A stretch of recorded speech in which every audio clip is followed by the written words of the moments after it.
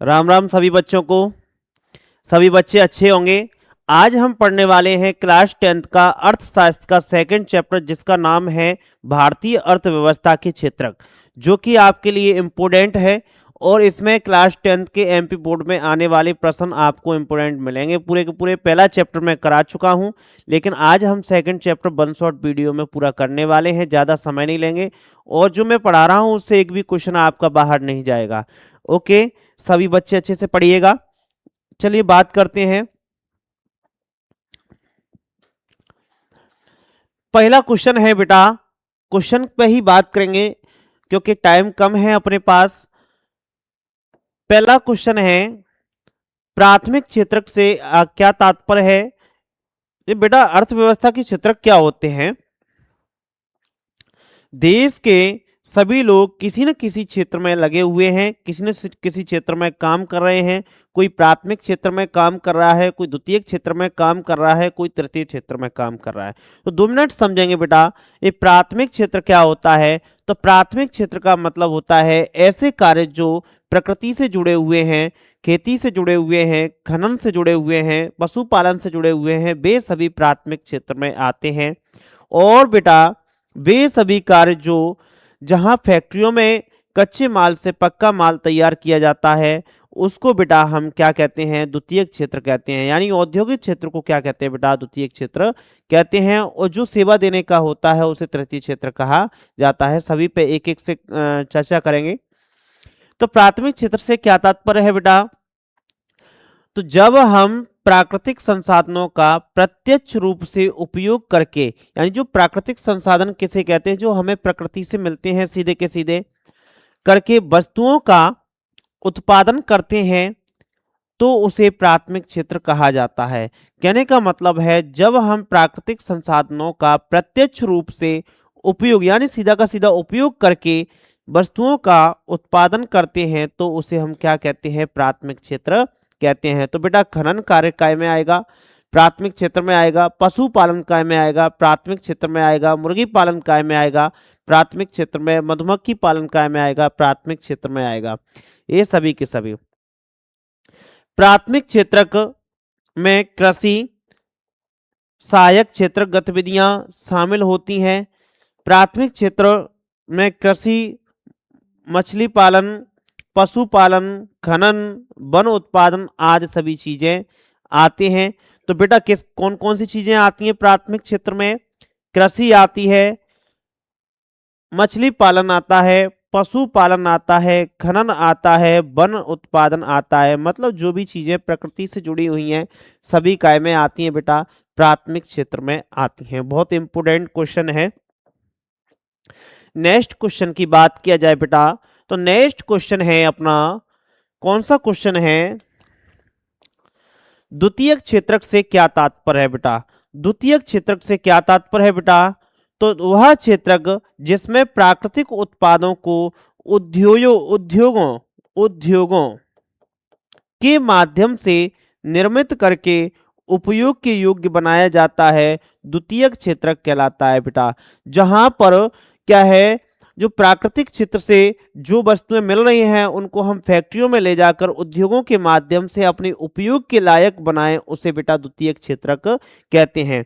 तो जहां पर बेटा जो वस्तुएं उपयोग के लायक बनाई जाती हैं, जैसे कि जो गुड़ कहने का गन्ने से क्या है, गुड़ या चीनी बनाई जाती है, तो बेटा कौन से में आएगा? वो द्वितीय क्षेत्र में आएगा बेटा।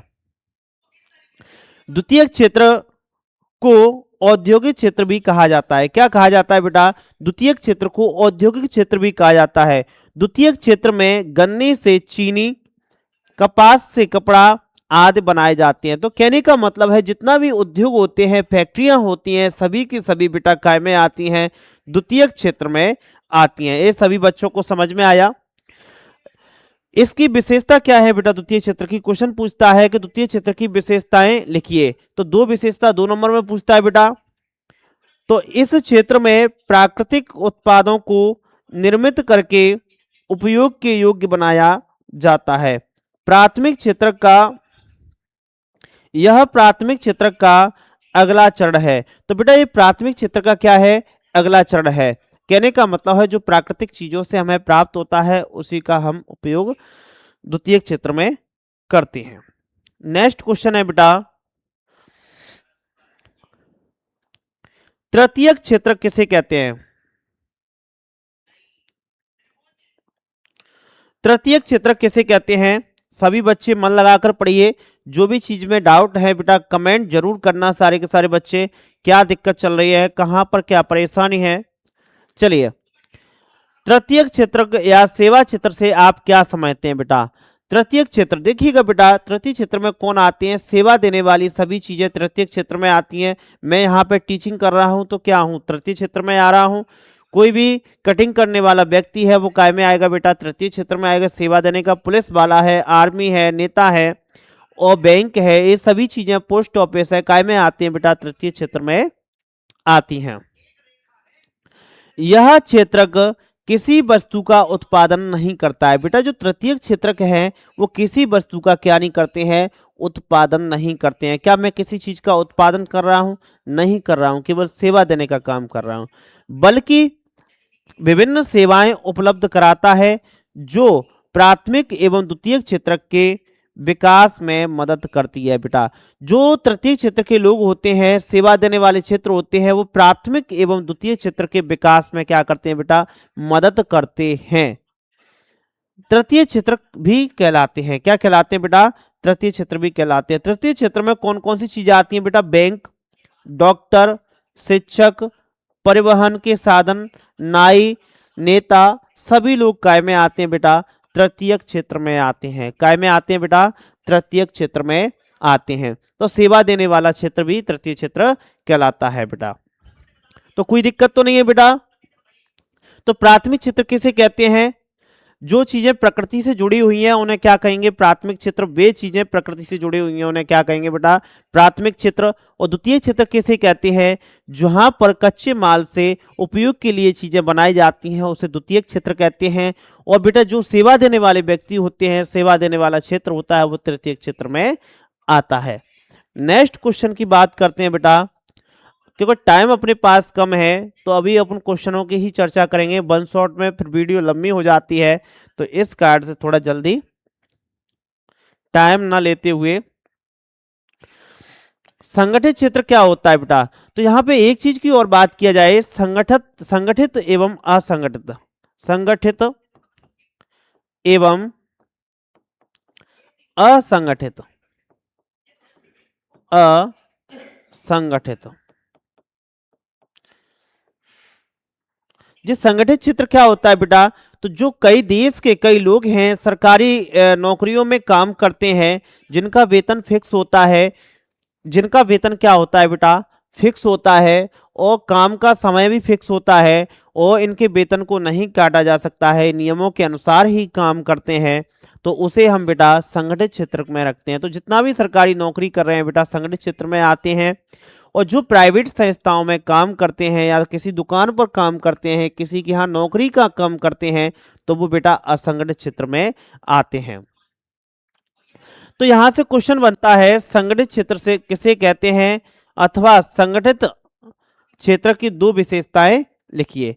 तो संगठित क्षेत्र सरकार द्वारा पंजीकृत होते हैं। कैसे होते हैं बेटा? ये सरकार द्वारा पंजीकृत होते हैं तथा इसमें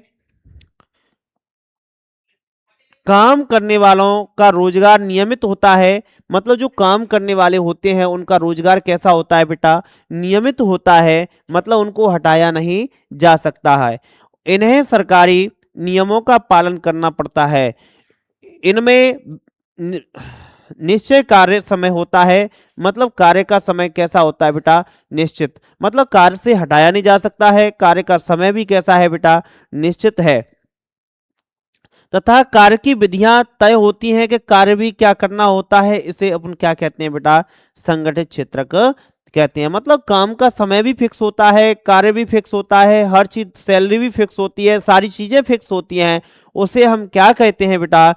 संगठित क्षेत्र कहते हैं। लेकिन ऐसा असंगठित क्षेत्र में नहीं होता है। इसलिए मेरे नन्हे मुन्ने बच्चों अच्छे तरीके से मेहनत करिए, पढ़िए और संगठित क्षेत्र में जाने का पूरा प्रयास करिए। हम आपके साथ लगे रहेंगे अंतिम समय तक।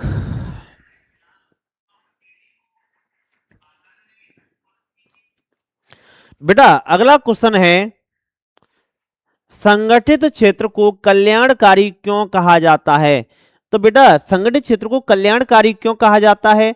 क्योंकि भाई संगठित क्षेत्र में किसी प्रकार की कोई दुविधा नहीं होती है, छुट्टी लेने पर भी पेमेंट नहीं करता है, बीमार होने पर भी पेमेंट नहीं करता है, काम का समय फिक्स रहता है, सारी चीजें फिक्स रहती हैं। तो बेटा ये हमारे लिए कैसा है? कल्याणकारी है। कैसा है बेटा? कल्याणकारी है। तो संगठित क्षेत्र में रोजगार की अवधि नियमित होती है, कि मतलब रोजगार इतने समय तक मिलेगा, किसी को 60 साल तक नौकरी करना है, किसी को 45 साल तक करना है, जो चीजें हैं फिक्स रहती हैं बेटा।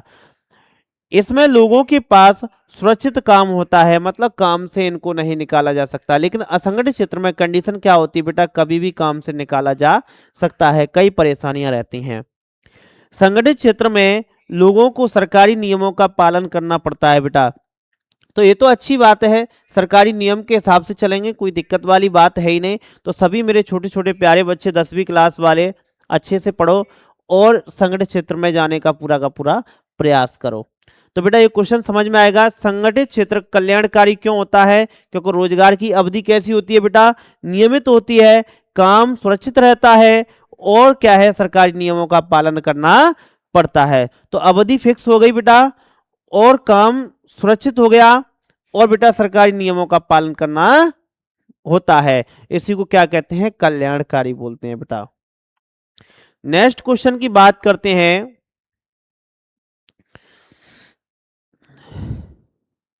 नेक्स्ट क्वेश्चन की बात करते हैं बेटा, असंगठित क्षेत्र में मजदूरों के सामने आने वाली समस्याएं। तो भाई आप तो जानते ही हो असंगठित क्षेत्र में कई परेशानियां आ सकती हैं। कैसे बेटा? असंगठित क्षेत्र में काम कम वेतन वाली रोजगार होता है, कम वेतन वाला क्या होता है बेटा? रोजगार होता है। तो बेटा यहाँ पे असंगठित क्षेत्र में क्या है? वेतन कम मिलता है, वेतन की ज्यादा समस्या रहती है लोगों के सामने। और बेटा जो प्राय नियमित नहीं होता है, वेतन भी मिलता है, कम मिलता है, लेकिन नियमित तरीके से नहीं मिलता है। तो असंगठित क्षेत्र में क्या है? सभी के लिए काफी परेशानी रहती है। असंगठित क्षेत्र में काम कम वेतन मिलता है, और बीमार होने पर भी क्या है? अवकाश का कोई प्रावधान नहीं है। असंगठित है भाई, अवकाश छुट्टी मिली नहीं मिली कोई दिक्कत नहीं है, बेचारा फैक्ट्री से आया घर पे, जब तक बीमार था लौट के गया, पता लगा कि कोई और ज्वाइन हो गया। तो कई समस्याएं रहती हैं बेटा असंगठित क्षेत्र में। नेक्स्ट क्वेश्चन की बात करते हैं।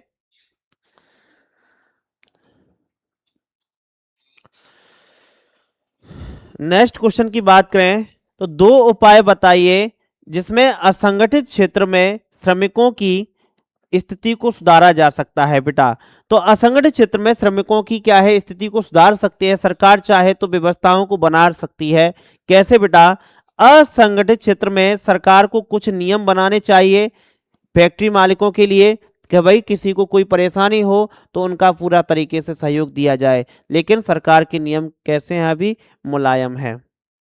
लोगों को इस असंगठित क्षेत्र में काम करना चाहिए जहां पर काम नियमित हो। लेकिन हम लोगों को भी समझना चाहिए जहां काम नियमित रूप से मिले वहां पे ही हमें काम करना चाहिए।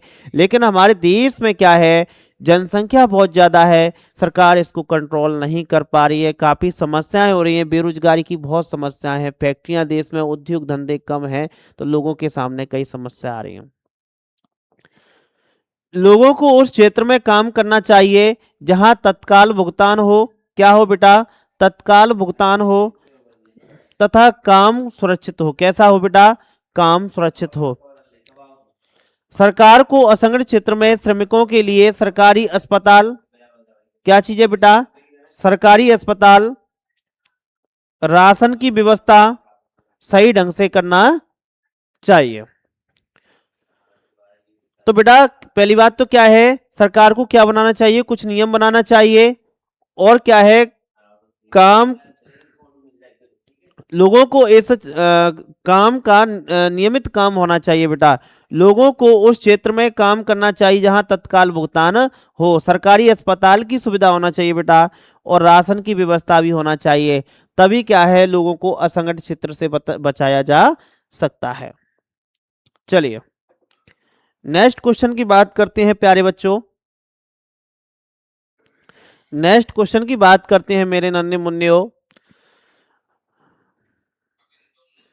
ऐसे नंबर लेके आओ कि मेरा भी सीना चौड़ा हो जाए और अच्छे से ये ऑफलाइन वाले बच्चों से भी अच्छे नंबर आए बेटा, और ऑफलाइन वाले बच्चे भी वीडियो देखें, समय से सारी चीज़ों को देखें और अच्छे से पूरा प्रयास करें पढ़ने का। यहाँ पे प्रचंड बेरोजगारी, अब आपको, हाँ कुछ बच्चे कह रहे थे कि सर डिटेल में पढ़ाइए, लेकिन डिटेल में पढ़ाने का अभी समय नहीं है।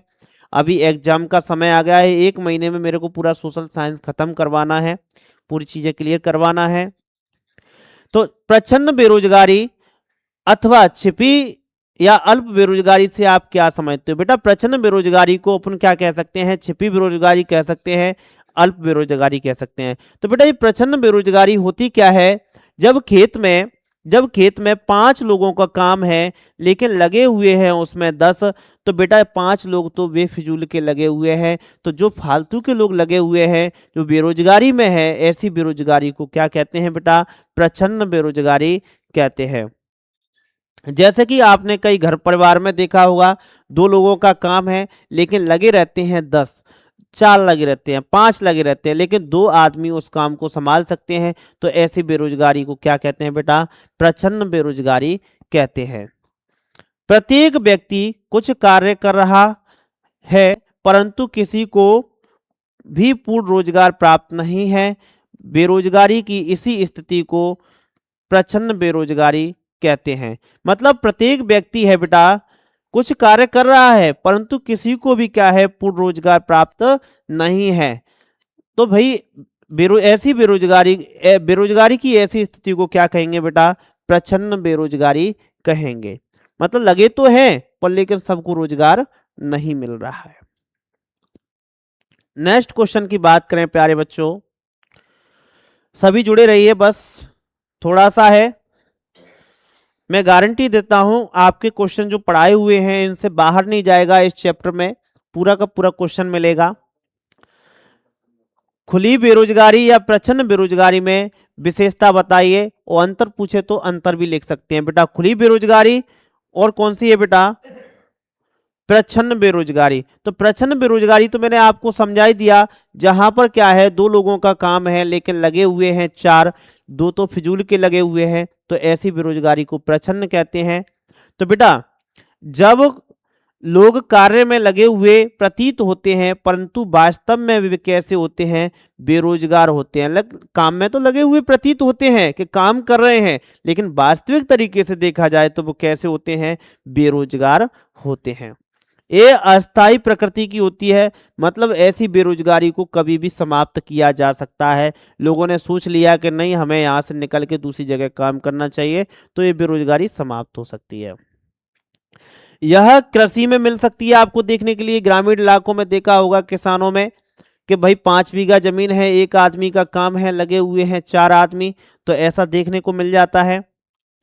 छोटी दुकानों पर देखने के लिए मिल जाता है, घर के सभी लोग लगे रहते हैं। छोटे व्यवसायों में देखने के लिए मिल जाता है, पारिवारिक कार्यों में देखने को मिल जाता है। तो ऐसी बेरोजगारी कहाँ मिलती है बेटा? कृषि में, छोटे दुकानों में, व्यवसायों में, पारिवारिक कार्यों में, यहाँ पे देखने को मिलती है बेटा।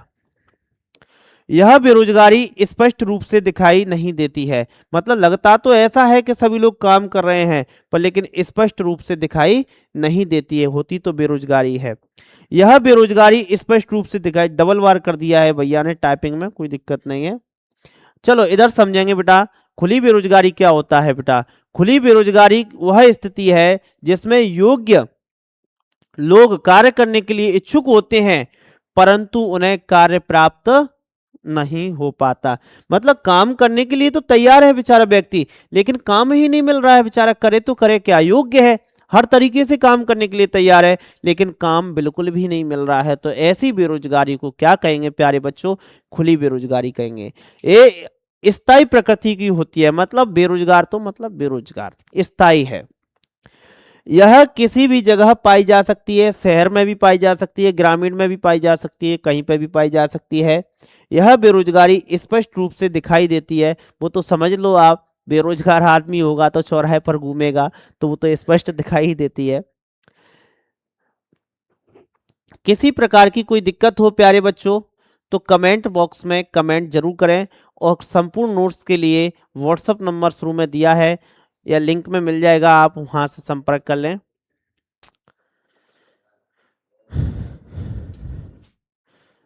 नेक्स्ट बात करते हैं बेटा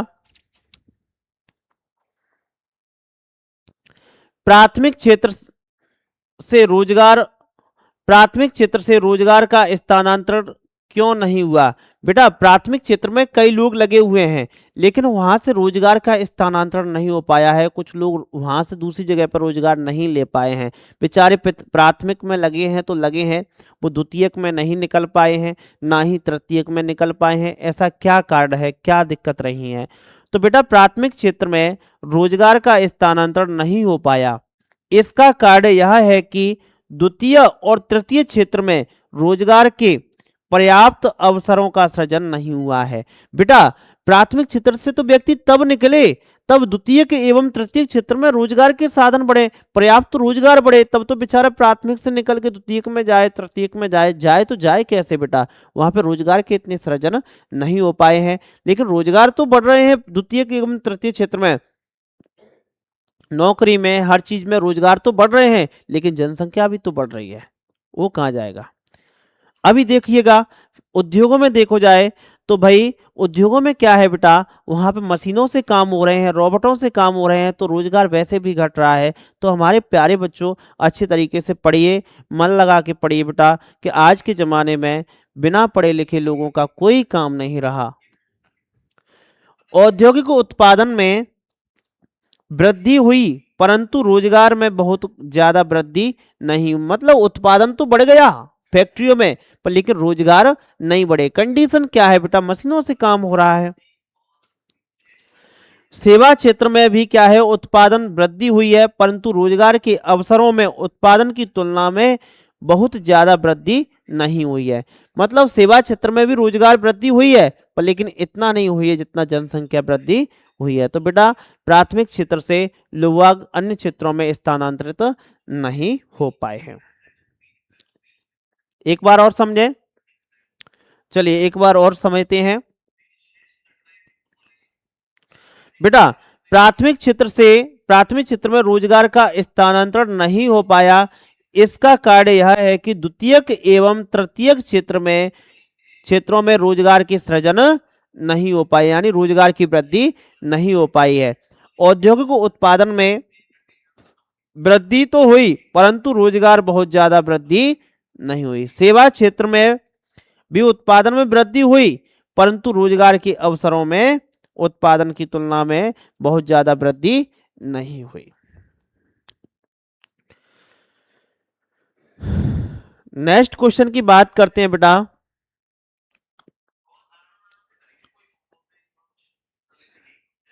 सभी बच्चे अच्छे से पढ़ेंगे।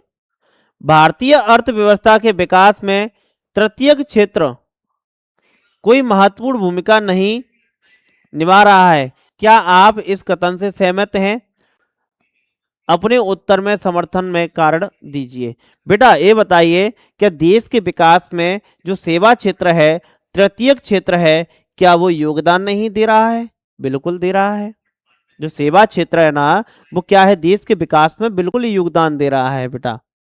तो क्या है, नहीं, हम इस कथन से सहमत नहीं है कि भारतीय अर्थव्यवस्था के विकास में तृतीयक क्षेत्र का कोई महत्वपूर्ण भूमिका भूमिका निभा रहा है, नहीं भूमिका निभा रहा है। इसकी भूमिका की विवेचना निम्नलिखित आधार पर कर सकते हैं। तो बेटा तृतीय क्षेत्र में उत्पादन में वृद्धि में सहायता, बेटा तृतीय क्षेत्र नहीं होता तो उत्पादन में भी वृद्धि नहीं हो पाती। तृतीय क्षेत्र कम लागत पर कम समय में अधिक उत्पादन करने में और गुणवत्ता वृद्धि करने में सहायक होता है बेटा। तो अगर तृतीय क्षेत्र नहीं होता, सेवा क्षेत्र नहीं होता, तो बेटा कम समय में ज्यादा काम नहीं होता, ना ही उत्पादन में वृद्धि होती, ना ही चीजें गुणवत्ता वाली बन पाती, कई समस्याएं रहती बेटा। रोजगार के अवसरों में बढ़ाने में सहायता, तो यह क्षेत्र लोगों को प्रत्यक्ष और अप्रत्यक्ष दोनों रूपों में रोजगार प्रदान करता है। वर्तमान समय में सूचना एवं संचार प्रौद्योगिकी परिवहन सेवाएं, बैंकिंग, शिक्षा संस्थान, स्वास्थ्य सेवाएं, होटल आदि में लोगों को रोजगार मिला हुआ है। तो भाई द्वितीयक क्षेत्र, तृतीयक यानी सेवा क्षेत्र है, वहां से कई तरीके से लोगों को रोजगार मिल रहा है।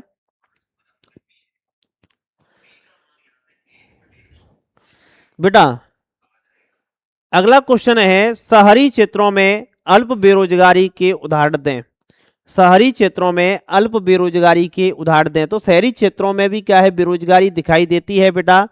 तो शहरी क्षेत्रों में सेवा क्षेत्र में शहरी क्षेत्रों में सेवा क्षेत्र में छिपी अल्प बेरोजगारी पाई जाती है। यानी कैसी पाई जाती है बेटा, अल्प बेरोजगारी पाई जाती है। जैसे लोग नल लगाने वाले काम करते हैं, बढ़ईगिरी करते हैं, मरम्मत का कार्य करते हैं, जैसे रोजगार करते हैं, वे बहुत कम आय प्राप्त कर पाते हैं। तो बेटा उनके सामने भी समस्याएं हैं बेटा, यानी कम आमदनी मिल पाती है। एक छोटा सा काम है, 4 आदमियों का 10 आदमी लगे हैं। कोई बेहतर अवसर न होने की वजह से वे ऐसे काम करने की लिए विवश हो जाते हैं। तो शहरी क्षेत्रों में भी क्या है, अल्प बेरोजगारी देखने के लिए मिलते हैं। क्या करें बेचारे, पढ़े लिखे हैं, नहीं मिलता है रोजगार, कई समस्या हो जाती है।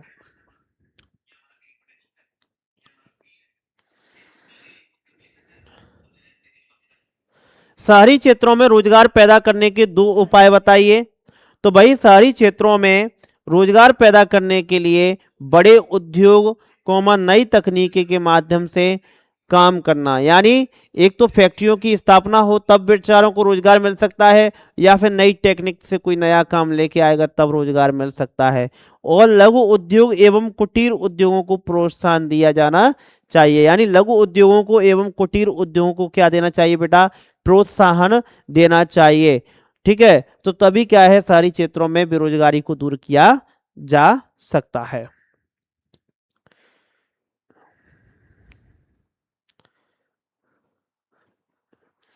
ये इंपोर्टेंट नहीं है, चलिए ये इंपोर्टेंट क्वेश्चन है।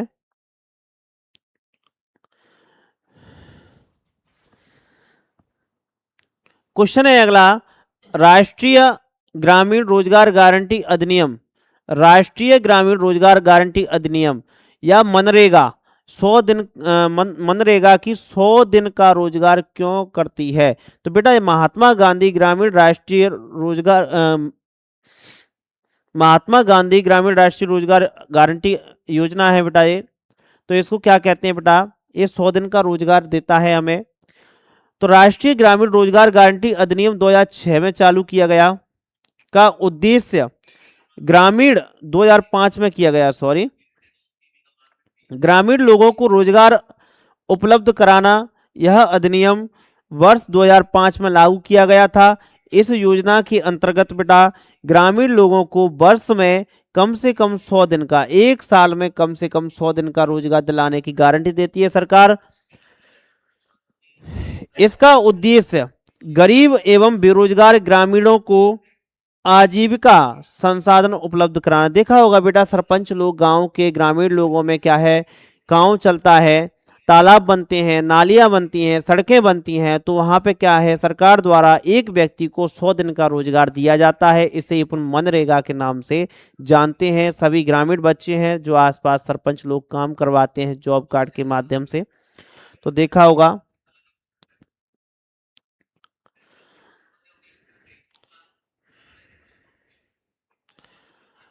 अगला क्वेश्चन है, अर्थव्यवस्था के क्षेत्र कौन कौन से हैं। तो भाई आप जानते हो अर्थव्यवस्था के क्षेत्र कौन कौन से हैं बेटा, एक तो होता है प्राथमिक क्षेत्र, एक द्वितीयक क्षेत्र, एक तृतीयक क्षेत्र। तो अर्थव्यवस्था के क्षेत्र एक प्राथमिक हो गया, एक द्वितीयक हो गया, एक तृतीयक हो गया। बेटा ज्यादा तरीके से लोग प्राथमिक क्षेत्र में लगे हुए हैं, द्वितीयक क्षेत्र में लगे हुए हैं, तृतीयक क्षेत्र में लगे हुए हैं। यहाँ से सभी को क्या है, आय प्राप्त होती है जो देश के विकास में महत्वपूर्ण भूमिका निभाती है। सभी धन्यवाद सभी बच्चों को क्लास देखने के लिए। सभी बच्चे सभी चैप्टरों का रिवीजन करें अच्छे से। अभी सेकंड क्लास पढ़ाई है, मैंने सेकंड चैप्टर पढ़ाया अर्थशास्त्र का। आगे के लिए पूरा सोशल साइंस कोशिश करूंगा कि मैं एग्जाम से पहले पहले करवा दूं।